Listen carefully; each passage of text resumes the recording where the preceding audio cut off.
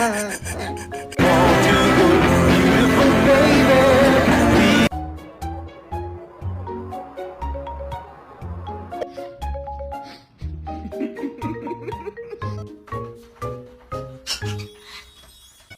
he's not in the mood. I caught a banana. I caught this banana. What am I? You look really light.